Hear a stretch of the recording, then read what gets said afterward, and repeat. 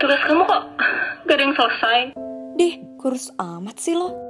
Nilai kamu kok cuma segini sih? Emangnya ada mau jadi teman kamu?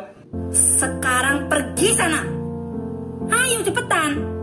Kamu anak yang mengecewakan. Aku gak suka sama kamu. Kamu gak punya temen. Gendut banget sih lo. Kamu gak guna banget. Halo, aku adalah seorang siswi dari salah satu SMA di Jakarta yang sempat mengalami masalah kesehatan mental. Aku rasa masalah ini cukup berat, sehingga banyak hal yang menghambat aku untuk hidup tenang, bahkan berdampak sampai saat ini. Menurut aku, lingkungan ini masih kurang peduli terhadap kesehatan mental. Dengan itu, sudah saatnya kesehatan mental remaja harus diselamatkan.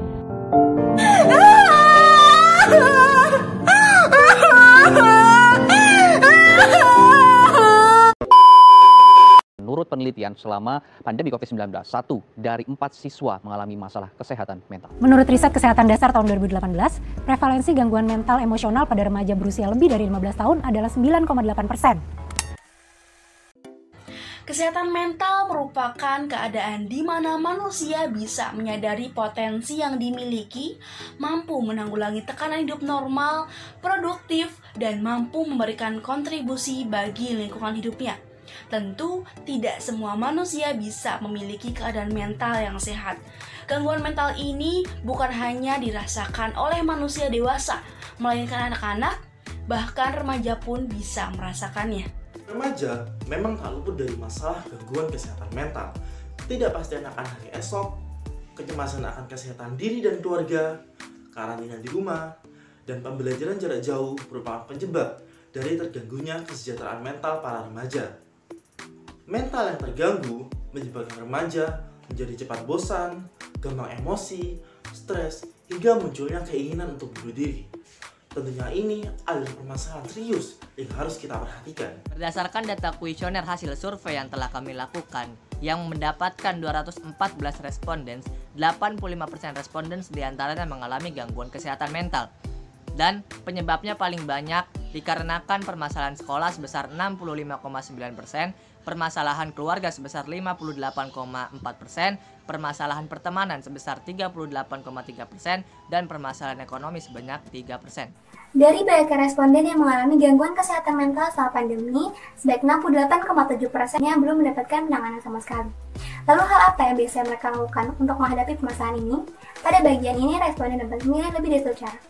Mayoritas dari responden ini banyak yang memilih untuk tidur dengan persentase 61,2%. Sedangkan yang lainnya, ini ada yang memilih curhat, makan, bahkan tidak sedikit juga memilih untuk melakukan self-harm. Banyaknya permasalahan kesehatan mental di Indonesia dikarenakan permasalahan yang dialami dari faktor keluarga, sekolah, pergaulan, serta ekonomi di tengah pandemi COVID-19. Stigma atau nilai buruk yang diberikan kepada pengidap kesehatan mental di Indonesia didapatkan melalui pengaruh lingkungan yang buruk, labeling, pengucilan, dan stereotip terhadap pengidap permasalahan kesehatan mental membuat penderita memilih bungkam atau tidak berkonsultasi kepada ahli. Keterbatasan pengetahuan dan pemahaman mengenai kesehatan mental membuat permasalahan ini meningkat drastis di tengah pandemi, khususnya di remaja di Indonesia.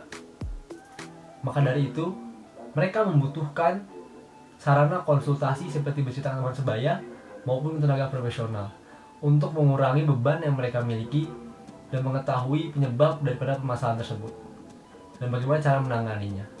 Seperti yang sudah dipaparkan, kesehatan mental remaja menjadi masalah yang nyata dan vital loh di tengah pandemi COVID-19 ini.